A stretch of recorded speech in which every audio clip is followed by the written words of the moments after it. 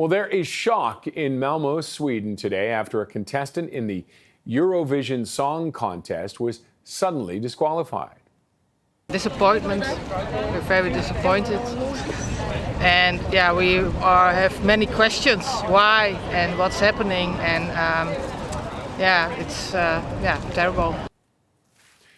That was a fan reacting to news that Dutch singer Joost Klein has been disqualified from the contest. The performer was sent home after an allegation of intimidation by a female member of the production crew.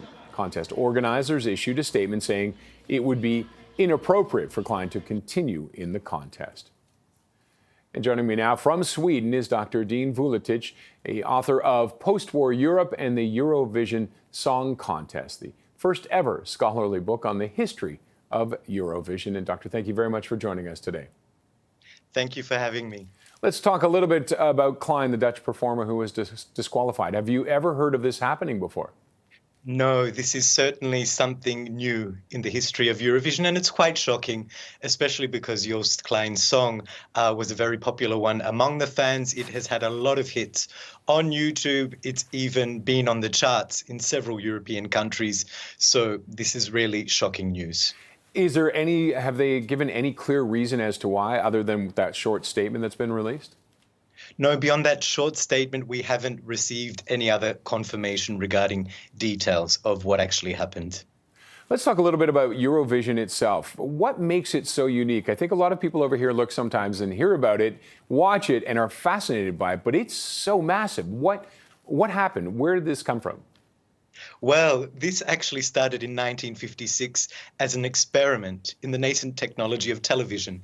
European broadcasters, members of the European Broadcasting Union, wanted to test if they could broadcast a live show across several European countries. And since then, this experiment has become a symbol of European integration. It's the biggest cultural event uniting Europeans, 160 million viewers in recent years. It also includes Australia and Israel now, and an increasing global following across the world.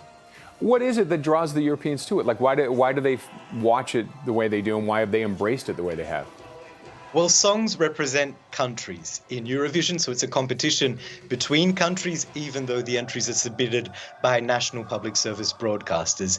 And because of this, Eurovision has always been a showcase of diverse cultures, and increasingly in recent decades, it's become a platform for the expression of other identities beyond national ones. So sexual identities, for example. Eurovision has become a place where the visibility of sexual minorities has been promoted, other ethnic and racial minorities. So it's really this diversity of cultures, of identities, that makes Eurovision so rich and so fascinating, because entries then also become engaged in political and social issues. Yeah, I was going to say there's political protests are not unusual either. There have been some this year as well. This year we've seen the biggest protests ever attached to the Eurovision Song Contest. In the protests, the demonstrators are calling for Israel to be excluded from Eurovision. They're criticizing the European Broadcasting Union's decision to allow Israel to participate in the contest despite the war in Gaza. I was just in the center of town, and I can tell you that another protest is underway. And how do people react to this, the protest calling for Israel not to be allowed? But do people accept it and want to see these protests? They appreciate it as part of the whole Eurovision feel? Well, Eurovision fans are divided on this issue. There are those who are more pro-Israel, those who are more pro-Palestine.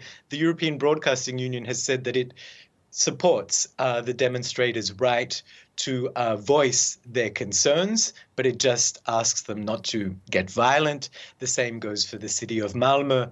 So the European Broadcasting Union has democracy as one of its values, and it hasn't criticized the protesters for that reason.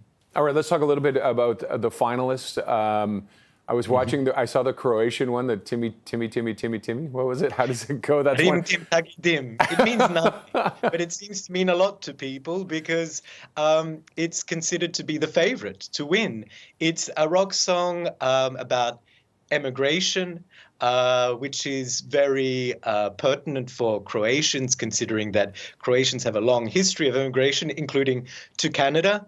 But because migration is such a universal topic, I think it's also going to catch the attention of many viewers, also because of its very powerful performance. And does this change, with Klein out, does that change the dynamics of the finals? Possibly. I mean, Klein was in the top 10, sometimes in the top 5 in the past months, the top 5 in terms of who is predicted to win. But really, it looks like the race will be between Croatia and Switzerland. The Swiss singer Nemo has a song about his non-binary identity, and it's really a fantastic performance as well. He combines opera, pop, and rap while dancing on a turntable. I don't know how he does it, but it's certainly a memorable performance. And I always say, for Eurovision entries to succeed, they need to be authentic and they need to be memorable. And how do people vote? Do they vote along country lines, or do they take this seriously and vote for the best? So anyone from a participating country can vote, and there's also a rest of the world vote, which is the equivalent of one participating country. People voting in participating countries can't vote for their own country, which is a good thing, because that makes us think about other Europeans and what connects us with them. And the public vote is 50% of the final vote, and the other 50% is determined by national jurors, which include experts from the music industry. There are 5 experts in each national jury. And I just want one last question. I just want to go back to the Israel. Israel and Australia are part of this. How did they end up as part of Eurovision? Well, Israel is part of Eurovision because it's part of a technical region called the European Broadcasting Area, on which the European Broadcasting Union bases its membership. Australia, on the other hand, was invited to join Eurovision in 2015 because Eurovision has a huge following in Australia. It's been broadcast in Australia since the 1980s on a multilingual public service broadcasting organization, the Special Broadcasting Service, SBS. And since then, Australians have become big fans of Eurovision, which is why Australia was invited to join in 2015. Okay. Well, we appreciate your time. Thank you very much, Doctor, for joining us.